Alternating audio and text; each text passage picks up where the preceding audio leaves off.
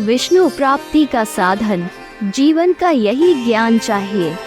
एक बार ऋषि अगस्त्य ने राजा भद्राश्व को ये कहानी सुनाई।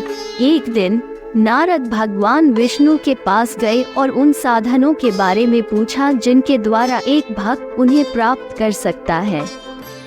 भगवान विष्णु ने उत्तर दिया, जो लोग पुरुष सूक्त या वैदिक संहिता के मंत्रों का जाप करके मेरी पूजा करते हैं, वे निश्चित रूप से मुझे प्राप्त कर सकते हैं।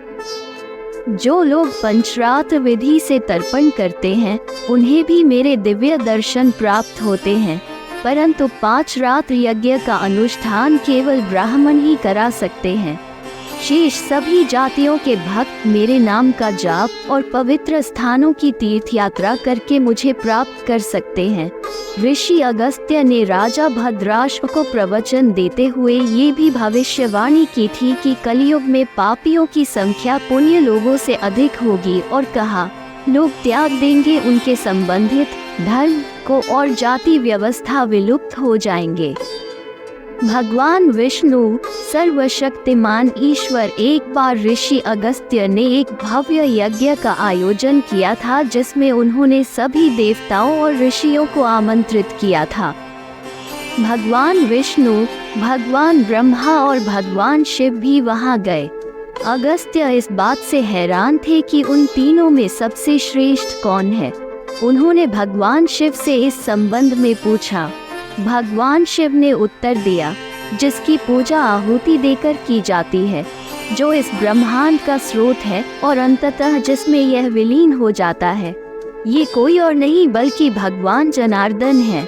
इसलिए सबसे पहले उनकी पूजा की जानी चाहिए। वो एकमात्र ऐसे व्यक्ति हैं जो खुद को 3 रूपों में व्यक्त करते हैं, ब्रह्मा, विष्णु, महेश।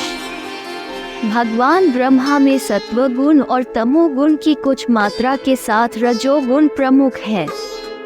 भगवान ब्रह्मा भगवान विष्णु की नाभि से प्रकट हुए हैं।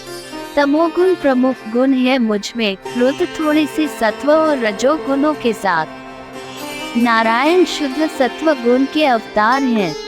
सत्य युग में उनकी पूजा ध्यान के माध्यम से की जाती है। त्रेता युग के दौरान उनकी पूजा आहुति के माध्यम से की जाती है। द्वापर युग में वह पंचरात्र के अनुष्ठानों के अलावा किसी और चीज से प्रसन्न नहीं होते हैं।